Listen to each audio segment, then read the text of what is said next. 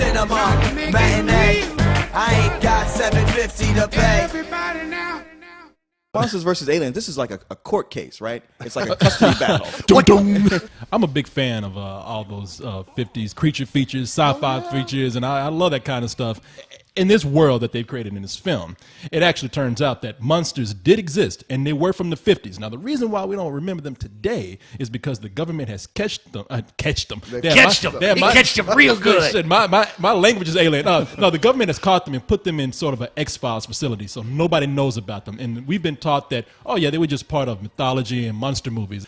We have a creature, the Black Lagoon. The missing link is Will Arnett. Bob, who is Blob, is Seth Rogen. And then we have, what is it, the Hugh Laurie, the takeoff of the fly, yeah, which is the cockroach. The movie introduces us to, we never thought of her as a monster, but as the 50-foot woman that. How do you not think of a 50-foot woman as a monster? Now hold on, I mean, hell, a 5-foot woman is a monster, let alone 50-foot. There were some serious copyright issues with that. So she is not the 50-foot woman. She's the 49-foot, 11 3/4-inch woman. That was Reese Witherspoon. That was right? Reese Witherspoon. Yeah, a 50-foot woman is a dream to me. I would put on my miner's hat and I would be all up in there. Yeah, you would have to literally. You would be the little man in the canoe. That's true. Yeah, no. Sex would be your birth. Yeah, forget the condoms. Get me a wetsuit. But when an alien invasion happens, that's when the general, who now that was Kiefer Sutherland. Monger. W.R. Monger, voiced by Kiefer Sutherland, who I thought was really great in that role. He was. No, he comes out and he says, hey, we tried missiles, we tried guns, we tried everything.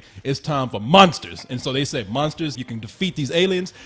You're free to go. The movie started out kind of annoying me because I didn't like Reese Witherspoon's character, and they did start out with a few pop culture jokes that DreamWorks always does. And they rushed it. But as it went along, I reluctantly just started laughing a little bit more. And I admired the way the movie balanced out being a family comedy, an action film, and a sci-fi 50s parody movie all at the same time. Wow, what a great idea. These 50s, a 50s alien invasion versus 50s style monsters that a lot of people will take, they'll just rest on their laurels and just let the idea carry it and not do anything special. And with this, I saw a point where they could have stopped, but I thought they went that extra mile with most of the writing. And throwing in little things like the B-52's Planet Claire in the soundtrack. I was like, man, that's brilliant. With the jokes, I thought most of them, especially from the second act on, worked pretty well. At least they had me by that point. I'm surprised to actually hear you say that because while I did enjoy this is a fun, visual, big monster movie, and I got to see this. I saw a different screening as you guys. I saw this in 3D. You bastard. And the 3D kicked ass. I was having fun with it,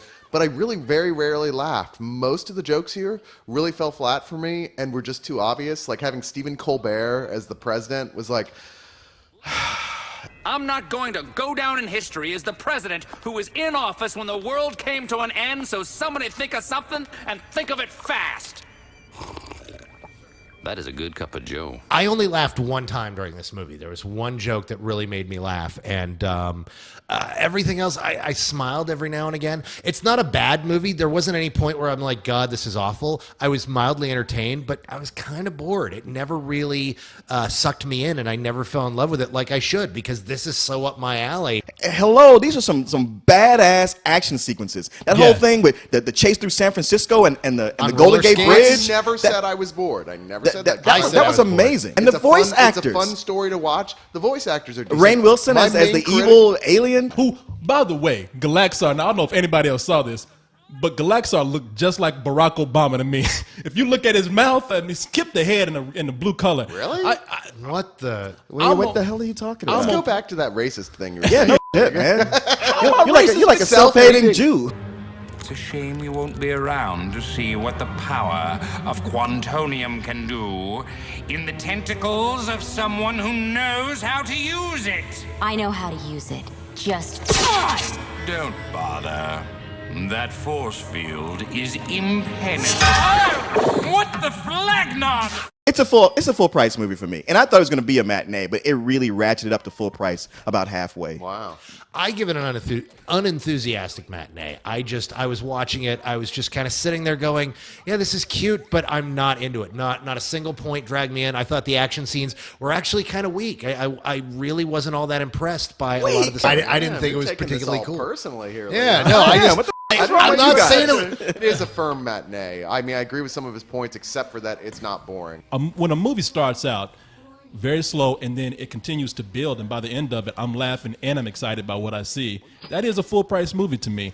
And like I said, the characters grew, the acting was good, it was a beautiful looking film. And I mean, I don't know, maybe like you guys like wanted to see a different movie. I mean, I'm not definitely accusing you of that, but to me, this was better. you. It was. You guys. That's it. I mean, I don't know. Negroes versus white guys.